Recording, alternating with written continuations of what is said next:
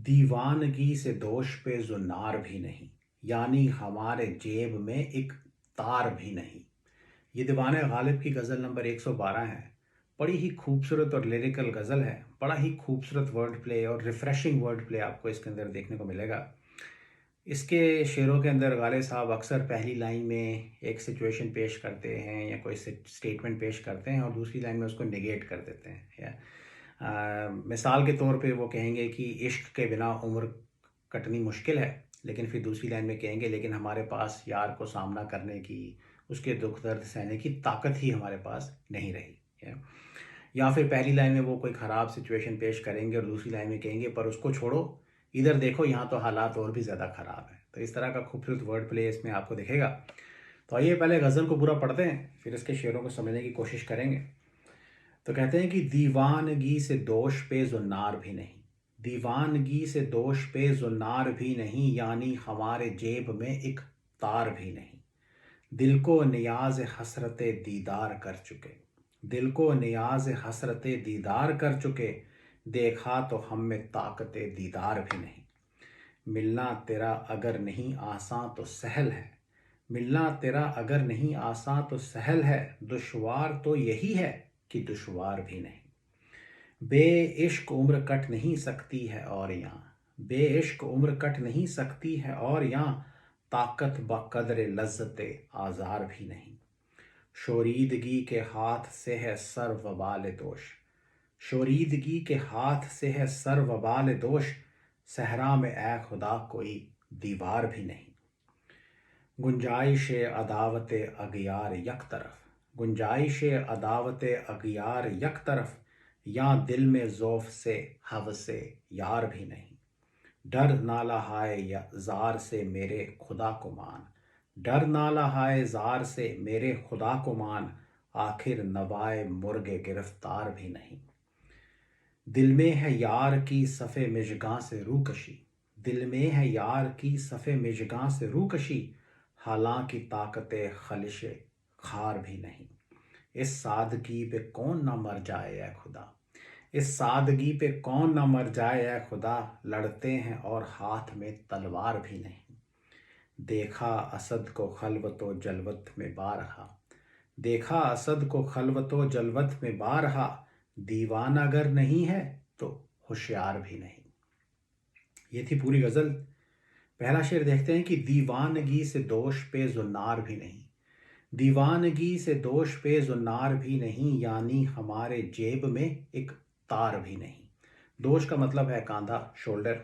ज़ुन्नार कहते हैं जनेऊ को, सेक्रेड धागा या थ्रेड जो हिंदू ब्राह्मण या प्रीस्ट्स ने पहना होता है। जेब एक पॉकेट को कहा जाता है। आपने जो कुर्ता या जो कपड़े पहने हों उसके नेक के पास जो ओपनिंग होती है उसको भी जेब कहा जाता है। इस छोटे से शेर के अंदर कई रंग छुपे हैं। पहले इसकी इमेजरी और मेटाफर्स को देख लेते हैं। तो यहाँ पे गालिब साहब या आशिक अपने आप को एक ब्राह्मण से कंपेयर कर रहे हैं। तो हिंदू ब्राह्मण मूर्ति की पूजा करते हैं जिसको शेर व शायरी में बुत परस्ती भी कहा जाता है, और वो जनेऊ पहनते हैं जो कि एक रिलीजियस सिंबल है। खूबसूरत महबूबों को भी शेर व शायरी में बुत कहा जाता है। वो बड़े खूबसूरत होते हैं और वो पत्थर दिल भी रखते हैं। और आशिक बड़ी डिवोशन से अपने महबूबों को प्यार करते हैं। उनकी डिवोशन रिलीजियस डिवोशंस की तरह सच्ची होती है और गहरी होती है। अब गालिब साहब के अपने मज़हब में, इस्लाम में इस तरह की बुतों की पूजा करने की परमिशन तो नहीं है, लेकिन आशिक को, गालिब साहब को इसकी परवाह नहीं है कि उनके मज़हब में क्या अलाउड है क्या नहीं है, उनको बुरा भला कहा जाएगा। उनका दीन इस प्रोसेस में अगर छूट जाए तो इस बात की उनको परवाह नहीं है। और ये स्टार्टिंग पॉइंट है, या अपने दीन के अगेंस्ट जाना या अपने दीन की परवाह ना करना, ये उनके इश्क का स्टार्टिंग पॉइंट है। अभी उनकी वहशत जो है वो हद से बाहर नहीं पहुंची है। तो आगे आगे देखें कि क्या होता है। और एक और इमेजरी इसके अंदर वहशी आशिक, मजनू जैसे आशिक की इमेजरी इस्तेमाल की गई है। अक्सर इश्क और जुनून की इस हद तक आशिक पहुंच जाते हैं कि वो अपने कपड़े फाड़ देते हैं, या तो वो कपड़े फाड़ देते हैं और फिर दुनिया में रुसवाई होती है। अक्सर जाके दश्त में रहने लग जाते हैं, या तो उनकी वहशत जब हद से गुजर जाती है तो वो अपने कपड़े फाड़ देते हैं। तो अब शेर पे वापस आते हैं। तो वो कहते हैं कि दीवानगी से दोष पे जुन्नार भी नहीं, दीवानगी का मतलब है पागलपन, वहशत। दीवानगी से दोष पे जुन्नार भी नहीं, यानी हमारे जेब में एक तार भी नहीं है। तो कह रहे हैं कि वो इस कदर वहशी हो चुके हैं, आशिक इस कदर वहशी हो चुका है कि उसके जेब में, उसके कपड़ों में एक तार का मतलब है एक थ्रेड, एक धागा भी नहीं बचा। उसने सारे कपड़े अपने फाड़ दिए हैं। कपड़ों से अब उसको क्या मतलब है। तो इस सिचुएशन को उन्होंने कंपेयर किया है कि एक ब्राह्मण अपनी डिवोशन में इतना दीवाना पागल हो चुका है कि अब उसके पास जुन्नार भी बाकी नहीं रहा, उसने वो उतार के फेंक दिया है। या जुन्नार का क्या काम है। तो ये एक दुनिया के सामने दिखावे की भी चीज़ है, लेकिन उसकी डिवोशन, उसका प्यार अब इस तरह के सिंबलिज्म की परवाह नहीं करता है।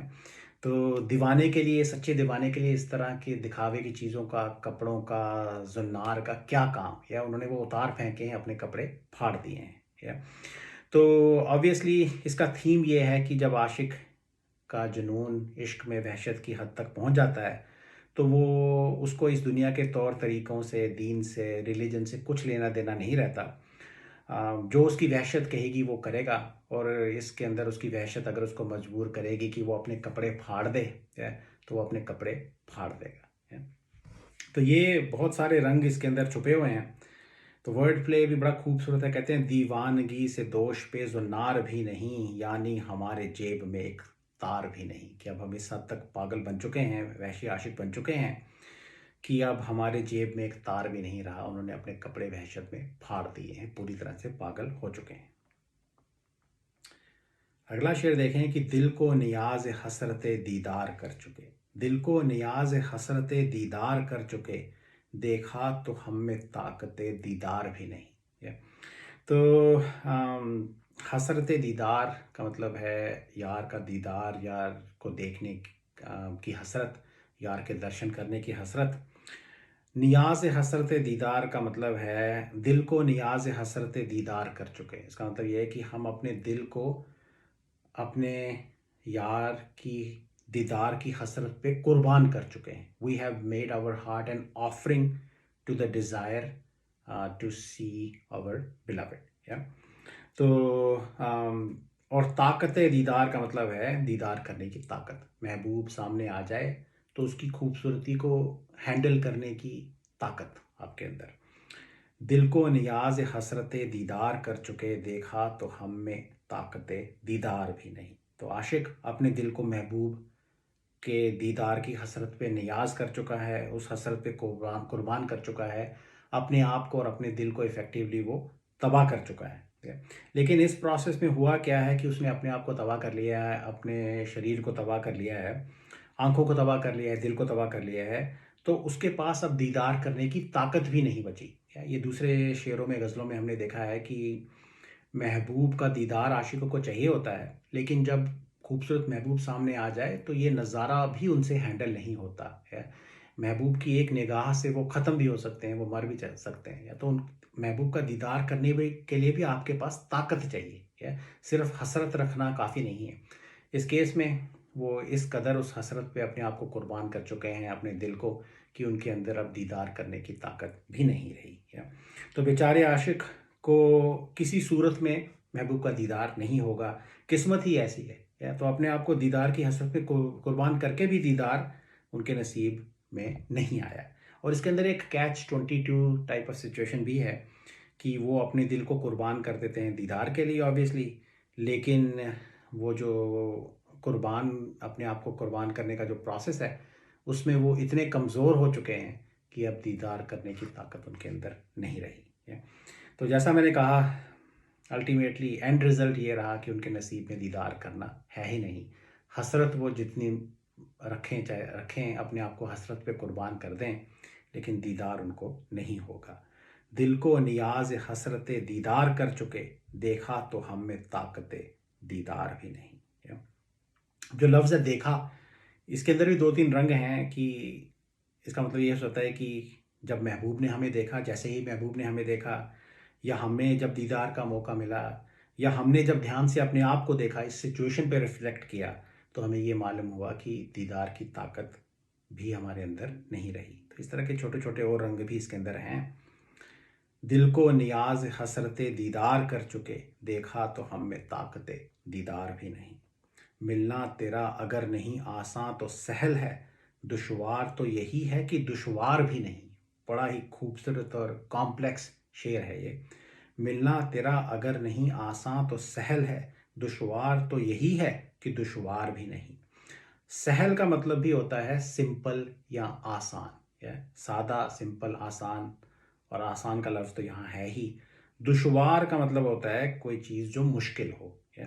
तो अब देखें क्या खूबसूरत वर्ड प्ले इसके अंदर है। इस शेर को समझना थोड़ा मुश्किल है, लेकिन गालिब साहब ने हमारे लिए ये काम आसान बना दिया है। उन्होंने 1864 में जुनून बरेलवी नाम के किसी साहब को एक ख़त लिखा था, जिसके अंदर उन्होंने इस शेर को खुद ही एक्सप्लेन किया है। तो अब हम गालिब साहब की यही एक्सप्लेनेशन यूज़ कर लेते हैं। तो वो कह रहे हैं इस खत के अंदर कि इसका मतलब ये है कि मिलना तेरा अगर नहीं आसान तो सहल है, कि अगर तेरा मिलना, दुनिया को या आशिकों को तेरा मिलना अगर आसान नहीं, तो ये मेरे लिए एक सहल बात है, ये मेरे लिए एक आसान बात है। तो ये सिचुएशन, अगर सिचुएशन ऐसी होती कि तेरे को मिलना, तेरे को पाना, तेरा दीदार करना आसान नहीं होता, तो इसको मैं हैंडल कर सकता हूँ, ये मेरे लिए आसान बात है। या क्यों? क्योंकि अगर मैं तुझसे नहीं मिल सकता तो फिर और कोई भी नहीं तेरे से मिल सकता। अगर तुझसे मिलना आसान नहीं है तो फिर कोई भी नहीं मिल सकता। या और दूसरी लाइन में कहते हैं दुश्वार तो यही है कि दुश्वार भी नहीं, लेकिन कहते हैं कि मेरे लिए मुश्किल बात यह है कि तुझसे मिलना मुश्किल नहीं है। दुश्वारी इसके अंदर ये है सिचुएशन के अंदर कि तेरे को मिलना दुश्वार भी नहीं। या तो वो कहने की कोशिश ये कर रहे हैं कि तू जिससे चाहे मिलती है, जो चाहे तेरे से जाके मिल लेता है। ये सिचुएशन मेरे लिए नागवारा है, मेरे लिए बड़ी मुश्किल है। क्यों? क्योंकि अब सारे रकीब तुझसे जाके मिल सकते हैं, या तू किसी भी रकीब से जाके मिलती है। तो उनके ये सिचुएशन उनके दिल के अंदर एक जेलसी की फीलिंग पैदा करती है, जो जिसको वो हैंडल नहीं कर पा रहे, और ये उनकी ज़िंदगी की मुसीबत बन गई है, ये उनकी ज़िंदगी की दुश्वारी है। अगर महबूब से मिलना मुश्किल होता तो फिर गालिब साहब के नसीब में मिलना नहीं था। ठीक है, वो इस बात से इसको हैंडल कर लेते, अपने मन को मना लेते। लेकिन यहाँ पे दुश्वारी, मुश्किल ये है कि महबूब से कोई भी जाके मिल सकता है, ये बात उनको गवारा नहीं, क्योंकि this creates a feeling of intense jealousy in him. तो कॉन्ट्राडिक्शन और कितना कॉम्प्लेक्स इसके अंदर लैंग्वेज का इस्तेमाल गालिब साहब ने किया है। तो फिर से पढ़ते हैं कि मिलना तेरा अगर नहीं आसान तो सहल है, दुश्वार तो यही है कि दुश्वार भी नहीं है। तो उनको मंजूर नहीं कि कोई भी रकीब, कोई भी इंसान चाहने वाला महबूब को जाके मिल ले, ये बात उनको गवारा नहीं। बेइश्क उम्र कट नहीं सकती है और यहाँ, बेइश्क उम्र कट नहीं सकती है और यहाँ, ताकत बकदरे लज्जते आज़ार भी नहीं। क्या खूबसूरत शेर है। बेइश्क का मतलब है इश्क के बिना, ताकत तो आपको पता ही है। बाकदरे लज्जते आज़ार, लज्जते आज़ार का मतलब है प्लेजर ऑफ टॉर्मेंट और प्लेजर ऑफ पेन, दुख की लज्जत। या तो जो आपको इश्क की राह में दुख दर्द मिलते हैं, आशिक उसको एंजॉय करते हैं, या उसकी लज्जत, यहाँ पे लज्जत आज़ार होगी। बाकदरे लज्जत आज़ार का मतलब है जो लज्जत आज़ार को हैंडल कर सके, proportional to the pleasure of pain, या और अफ्लिक्शन। ताकत बकदरे लज्जत आज़ार भी नहीं। तो कह रहे हैं बेइश्क उम्र कट नहीं सकती है और यहाँ, कि इश्क के बिना हमारी ज़िंदगी, हमारी उम्र नहीं कट सकती। आशिक इश्क के बिना ज़िंदा कैसे रहेगा। या तो ये पहली लाइन का मतलब है। लेकिन वो फिर कहते हैं कि लेकिन अब यहाँ देखो मुसीबत क्या आन पड़ी है। बेइश्क उम्र कट नहीं सकती है और यहाँ, हाल क्या है यहाँ पे, ताकत बकदरे लज्जत आज़ार भी नहीं। या मेरे अंदर इतनी ताकत भी नहीं कि इश्क की राह में जो मुझे दुख दर्द मिलेंगे, दुख की लज्जत, दर्द की लज्जत को हैंडल करने के लिए मेरे पास ताकत भी बाकी नहीं है।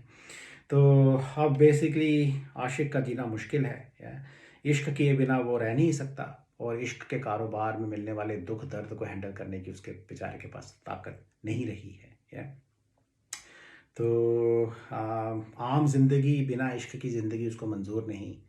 सो this is also again a very difficult, you are between a rock and a hard place, करें क्या।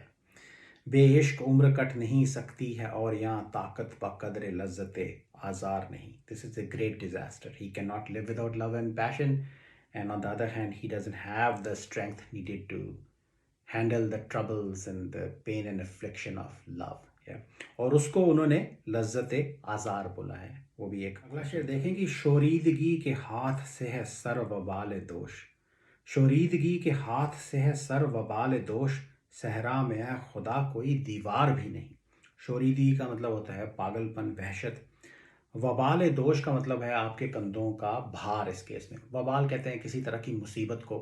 यहाँ पे सर इतना पागल हो चुका है, गालिब साहब इतने पागल हो चुके हैं कि उनका सर पागलपन में उनके कांधों का भार बन गया है। तो जो उनका शरीर है, जो उनके कांधे हैं, उनके लिए पागलपन से भरा हुआ सर उठाना मुश्किल हो रहा है। इस कदर वो सर पागल हो चुका है, गालिब साहब पागल हो चुके हैं। सहरा में है खुदा कोई दीवार भी नहीं, और वो इस बात पे हैरान है, इस बात की शिकायत कर रहे हैं कि इस सहरा में कोई दीवार भी नहीं है खुदा। तो मजनू साहब की इमेजरी इस्तेमाल की गई है जब वो पूरी तरह से अपने आप को खो बैठे थे इश्क की वहशत में, तो वो शहर छोड़ के सहरा में, डेजर्ट में, रेगिस्तान में रहने के लिए चले गए थे। तो इसका स्ट्रेट फॉरवर्ड मतलब ये है कि अब आशिक से उसका पागलपन, उसकी वहशत हैंडल नहीं हो रही और वो दीवार ढूंढ रहा है अपना सर फोड़ने के लिए। तो वो चाहता है कि अब मैं अपनी ज़िंदगी ख़त्म कर दूं, दीवार के ऊपर सर मार मार के अपना सर फोड़ दूं और अपनी ज़िंदगी ख़त्म कर दूं। और उसको कोई दीवार इस सहरा के अंदर नहीं दिख रही। इस बात से वो हैरान है और खुदा से शिकायत कर रहा है। एक इसके अंदर रंग ये भी है कि अगर उसको दीवार ही चाहिए थी तो फिर वो सहरा में क्यों आया है। तो शहर में रहता तो वहाँ तो सर फोड़ने के लिए दीवारें बहुत थी। और दूसरी गज़लों में भी हमने ये सर फोड़ने की इमेजरी दी है, देखी है कि जब वहशत हद से गुजर जाती है तो आशिक अपना सर फोड़ के अपनी ज़िंदगी ख़त्म कर देते हैं। तो शहरों में दीवारें बहुत होती हैं, तो फिर वो सहरा में आया क्यों। शायद ये भी एक रंग है कि वो किस हद तक पागल हो चुका है। उसको ये बात दर्शाती है कि वो इतना पागल हो चुका है कि वो सहरा में आके हैरान हो रहा है, सवाल कर रहा है खुदा से कि यहाँ पे कोई दीवार क्यों नहीं है। सहरा में दीवार तो होती ही नहीं। जो इंसान पागल नहीं होगा उसको इस बात का पता होगा, लेकिन आशिक को नहीं पता। क्यों? या उसको इस बात का होश अब नहीं रहा, ध्यान नहीं रहा। क्यों? क्योंकि वो बेइंतहा पागल बन चुका है, बेइंतहा वहशी बन चुका है। ओवरऑल उसकी वहशत, उसका पागलपन ही इस शेर का थीम है। शोरीदगी के हाथ से है सर वबाल दोष, सहरा में है खुदा कोई दीवार भी नहीं। बड़ा ही खूबसूरत वर्ड प्ले है। अगला शेर देखें कि गुंजाइश अदावत अगियार यक तरफ, गुंजाइश अदावत अगियार यक तरफ, यहाँ दिल में ज़ौफ़ से हवस यार भी नहीं। अदावत अगियार का मतलब है, अगियार होता है स्ट्रेंजर, द अदर। यहाँ पे जो इश्क में आपका रकीब है, उससे दुश्मनी को अदावत अगियार कहेंगे। गुंजाइश अदावत अगियार का मतलब है, गुंजाइश होता है किसी चीज़ के लिए जगह, किसी चीज़ के लिए स्पेस। तो स्कोप और capacity for enmity towards the rival, गुंजाइश अदावत अगियार का ये मतलब है। वो कहते हैं गुंजाइश अदावत अगियार यक तरफ, या वो अपनी तरफ, उसको एक तरफ रखो। शायद किसी ने गालिब साहब से बोला है कि तू रकीब यहाँ पे तेरे महबूब को मिलने के लिए जा रहे हैं, तू तो पहले बहुत जेलस हुआ करता था, उनके साथ लड़ाई झगड़े करता था, अब क्या हुआ। या तो वो कह रहे हैं गुंजाइश अदावत अगियार यक तरफ। या तो इसको एक साइड पे रखो। यहाँ तो और भी बड़ी मुसीबत हो गई है, यहाँ दिल में ज़ौफ़ से हवस से यार भी नहीं। ज़ौफ़ का मतलब है कमज़ोरी। तो कह रहा है कि मैं इतना कमज़ोर हो गया हूँ। आशिक कह रहा है कि मेरे दिल में हवस से यार, यार के लिए डिज़ायर, यार के लिए हवस, यार के लिए तमन्ना भी नहीं रही है।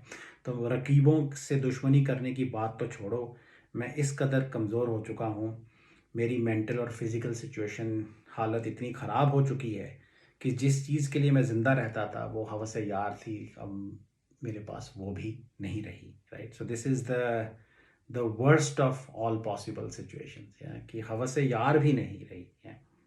गुंजाइश अदावत अगियार यक तरफ, या दिल में ज़ौफ़ से हवस यार भी नहीं। इतने कमज़ोर वो हो चुके हैं कि यार के लिए उनके दिल में तमन्ना भी बाकी नहीं रही है।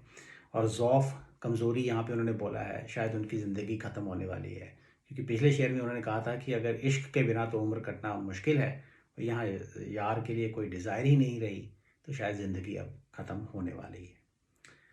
अगला शेर देखें कि डर नाला हाय ज़ार से मेरे खुदा को मान, डर नाला हाय जार से मेरे खुदा को मान, आखिर नवाए मुर्गे गिरफ्तार भी नहीं। ये शेर थोड़ा सा एब्स्ट्रैक्ट है। नाला हाय जार का मतलब है कि बड़े शिद्दत से भरे हुए, बड़े दुख से भरे हुए नाले। या नाले तो आपको पता ही है, लेमेंटेशन, आशिक का चीख पुकार। और जार भी किसी तरह की वेलिंग लेमेंटेशन को ही कहा जाता है। तो नाला है जार का मतलब है बड़े गहरे, बड़े ऊंचे ऊंचे दुख से भरे हुए नाले। महबूब को कह रहे हैं उनसे तू डर, मेरे नालों से तू डर और खुदा को मान, खुदा की इज्जत कर, खुदा को याद रख। या आखिर नवाए मुर्गे गिरफ्तार भी नहीं। मुर्गे गिरफ्तार कहते हैं एक ऐसा पक्षी जो कि पिंजरे में बंद हो, पिंजरे में गिरफ्तार हो, उसकी नवा, उसकी आवाज़, उसके गाने की आवाज़, या उसकी आवाज़ इन जनरल। डर नाला हाय जार से मेरे खुदा को मान, आखिर नवाए मुर्गे गिरफ्तार भी नहीं। या तो वो कह रहे हैं, अपने महबूब से कह रहे हैं, अपने जालिम महबूब से कह रहे हैं, या इस दुनिया से कह रहे हैं, पर मोस्ट लाइकली अपने महबूब से कह रहे हैं कि मेरे नालों से, मेरे शिद्दत से भरे हुए नालों से, मेरे चीख पुकार से तू डर और इस खुदा का मान कर, क्योंकि वो खुदा जो है वो तेरे को किसी तरह की डिवाइन पनिशमेंट दे सकता है, या मेरा बदला खुदा तेरे से ले सकता है। या तो इस बात से तू डर, जिस तरह तू मुझे दुख दर्द देती है, ये खुदा भी तेरे को सज़ा दे सकता है। या तो वो महबूब के सामने रहम की भीख भी मांग रहे हैं और खुदा का डर भी उसके दिल के अंदर डालने की कोशिश कर रहे हैं। और आखिर नवाए मुर्गे गिरफ्तार भी नहीं, इसका मतलब क्या है? दो तीन रंग इसके अंदर हो सकते हैं। एक तो ये कि वो शायद कह रहे हैं कि मेरे नाले, मेरी शिकायत जो हैं वो मुर्गे गिरफ्तार की नवा नहीं है जिसके अंदर कोई असर नहीं होगा। वो बेचारा गाता रहता है लेकिन कोई उसके नहीं सुनता। लेकिन यहाँ खुदा है, इस दुनिया में खुदा है जो मेरे नालों को सुन रहा है।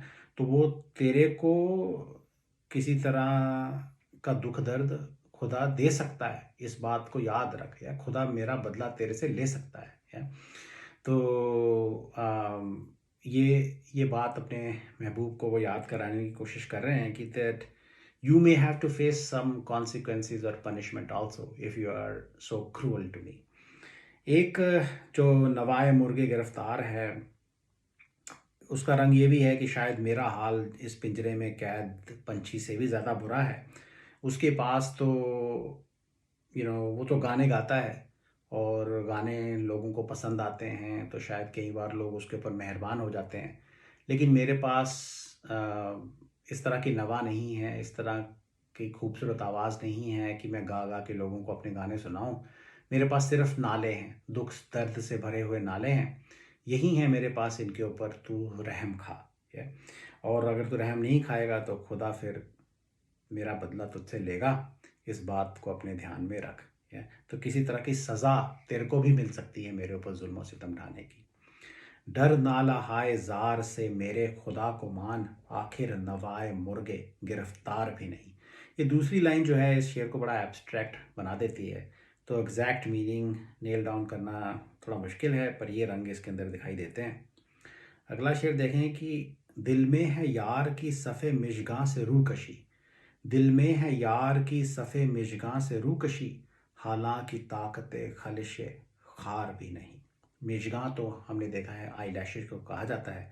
सफ़े मिशगां इज़ आई लैशेज की, मिशगां की एक कतार, एक लाइन और ए रो ऑफ आई लैशेज। रूकशी का मतलब है कि किसी के चेहरे के सामने आ जाना, महबूब से आपका आमना सामना हो गया है। आप एक शीशे की तरह किसी के चेहरे के सामने आ गए हैं। या तो कहते हैं कि दिल में हसरत है किस चीज़ की? दिल में है यार की सफ़े मिशगां से रूकशी। या मेरे दिल के अंदर हसरत ये है कि मैं महबूब की के मिशगां के सामने जाऊं, उसका सामना करूं। या तो ये थोड़ी सी यहाँ पे बैटल फील्ड की इमेजरी यहाँ पे इस्तेमाल की गई है। और खलिश खार का मतलब, खार कहते हैं कांटे को, खलिश कहते हैं दर्द को, चुभने की सेंसेशन को। तो कहते हैं मेरे दिल में तमन्ना तो यह है कि मैं महबूब के मिशगां से का आमना सामना करूं। जैसा हमने दूसरी जगह पे देखा है, मिशगां को, आई लैशेज को नोकीले खंजरों से कंपेयर किया जाता है। जो कि आशिकों के दिलों में और आशिक के जिगर में घुस के टिकड़े टुकड़े टुकड़े कर देते हैं, चुभ जाते हैं वो दिलो जिगर में और काट देते हैं उनको। आशिकों को यही चीज़ चाहिए भी। और कहते हैं कि दिल में है यार की सफ़े मिजगां से रूकशी, दिल में तमन्ना तो यह है कि रूकशी की जाए यार की मिजगां से। हालांकि लेकिन सिचुएशन ये है, ऑल्दो सिचुएशन ये है कि ताकत खालिश खार भी नहीं, मेरे अंदर इतनी ताकत भी नहीं मैं कि मैं एक कांटे की खलिश, एक कांटे के चुभने की दर्द भी सह सकूं, इतनी भी ताकत मेरे अंदर नहीं है। और मेरा दिल तमन्ना रखता है कि उसकी पूरी मिजगां की कतार के सामने वो चला जाए। तो आशिक अब मरना चाहता है महबूब के हाथों, इफ़ेक्टिवली बात यह है, जबकि ताकत उसके पास एक कांटे की कांटा चुभने की दर्द सहने की ताकत उसके अंदर नहीं रही है। खूबसूरत वर्ड प्ले है। दिल में है यार की सफ़े मिजगां से रूकशी, हालांकि ताकत खलिश खार भी नहीं। एम्बिशन उसकी देखें, तमन्ना उसकी देखें, और उसकी हैसियत देखें, उसकी ताकत देखें। अगला शेर देखें कि क्या खूबसूरत है कि इस सादगी पे कौन न मर जाए ऐ खुदा, इस सादगी पे कौन न मर जाए ऐ खुदा, लड़ते हैं और हाथ में तलवार भी नहीं है। तो इसको ओवर एक्सप्लेन करने से शायद इसकी खूबसूरती थोड़ी चले जाएगी, पर कोशिश करते हैं। सादगी का मतलब आपको पता ही है, सिंप्लिसिटी, सिंपल माइंडेडनेस, होशियार ना होना। और आशिक और महबूब का ऐसा लगता है कि लड़ाई के मैदान में आमना सामना होने वाला है, तो बैटल फील्ड की इमेजरी यहाँ पे फिर से उन्होंने इस्तेमाल की है। तो इश्क की लड़ाई है, ये मेटाफर है। आशिक गया है मरने के लिए महबूब के हाथों से, महबूब के हाथ पे वहाँ पे सामने तलवार भी नहीं है। तो वो एक्सपेक्टेशन ये लेके गया था कि वो महबूब के हाथों कत्ल हो जाएगा, महबूब तलवार लेके आएगा और उसको मार देगा, और ये उसकी खुश नसीबी होगी आशिक की, वो अपने महबूब के हाथों मरना चाहता है। लेकिन वो कहते हैं कि मेरे महबूब की सादगी देखें कि वो तलवार भी उसके हाथ में नहीं है, वो तलवार भी साथ में लेके नहीं आई, और आशिक इस बात पे मर गया, इस सादगी पे आशिक मर गया। या तो लेकिन इसमें बात समझने वाली ये है कि क्या ये सच में सादगी है, महबूब की ये सादगी है, क्या वो सच में भूल गया कि उसको तलवार भी लेके आनी थी और आशिक का कत्ल करना था। तो कई सारे रंग इसके अंदर हैं। एक तो ये कि देखें वो कितनी सादी है कि वो बिना तलवार निकले ही, बिना तलवार हाथ में लिए ही निकल पड़ी आशिक की तरफ, वो कितनी सादी है, और इस सादगी के ऊपर आशिक कुर्बान है। दूसरी बात ये कि उसको इतना कॉन्फिडेंस है कि वो बिना तलवार के भी कत्ल कर सकती है आशिकों का। पिछले शेर के अंदर मिजगा की इमेजरी इस्तेमाल की गई थी। उसके पास नोकीले मिजगा हैं, उसके पास नाज नखरे हैं, उसके पास अपनी खूबसूरती है, उसके पास इतनी गर्मी से भरी हुई निगाह है कि जैसे ही वो आशिकों की तरफ देखेगी आशिक वहीं ढेर हो जाएंगे, मर जाएंगे। तो उसको इस बात पे कॉन्फिडेंस है कि तलवार की तो ज़रूरत ही नहीं पड़ेगी। क्या, तो ये सादगी नहीं है, ये उसका कॉन्फिडेंस है। लेकिन आशिक समझ के ये बैठा है बेचारा, ये उसकी सादगी है। देखें वो बिना तलवार लिए ही मैदान में आ गई है। तो आशिक सोचता है कि ये सादा है, बट वो चालाक है। महबूब चालाक है, महबूब को पता है कि आशिकों का कत्ल कैसे करना है, और यहाँ आशिक जो हैं इसको सादगी समझ बैठे हैं और उसके ऊपर अपनी ज़िंदगी कुर्बान करते हैं। और महबूब जो है वो तो अपनी खूबसूरती से, नाज नखरे ही उसके हथियार हैं जिससे वो आशिकों का कत्ल कर सकते हैं। तो ये जो सादगी आशिक समझ बैठे हैं ये झूठ है, ये आशिक महबूब की होशियारी है। इस सादगी पे कौन न मर जाए या खुदा, लड़ते हैं और हाथ में तलवार भी नहीं। तो एक बड़ा विटी रोमांटिक एंगल भी इसके अंदर है।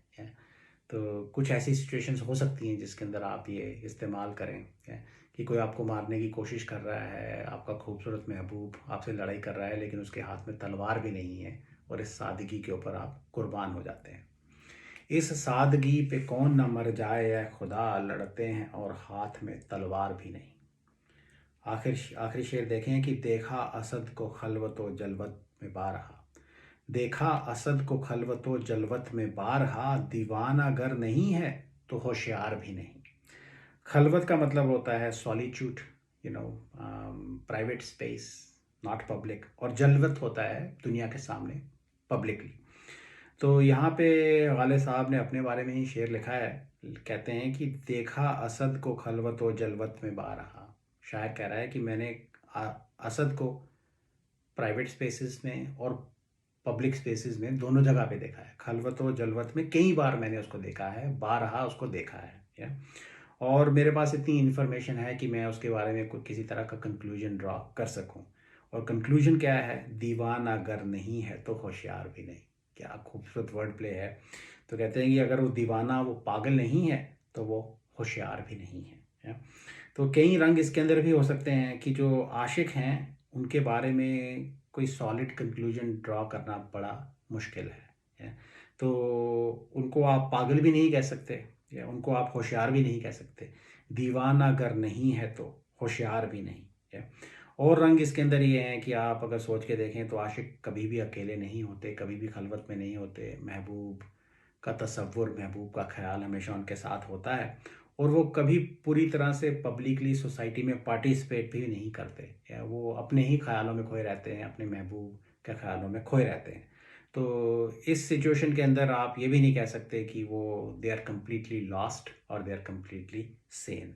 तो ओवरऑल शायद कॉन्ट्राडिक्शन ये है, सिचुएशन ये है कि इस दुनिया के लोगों के लिए बड़ा मुश्किल है आशिकों को समझना। या it's very hard for the people of this world to understand and जज द लवर्स। वो कैटेगरीज में उनको डालना, it's very hard to put lovers into neat categories. इसीलिए वो कहते हैं कि देखा असद को खलवत व जलवत में बारहा, दीवाना अगर नहीं है तो होशियार भी नहीं। कि अगर वो दीवाना नहीं है तो वो होशियार भी नहीं। तो यही इस शेर की खूबसूरती है। तो ये थी पूरी गज़ल। I hope you enjoyed it. Thank you.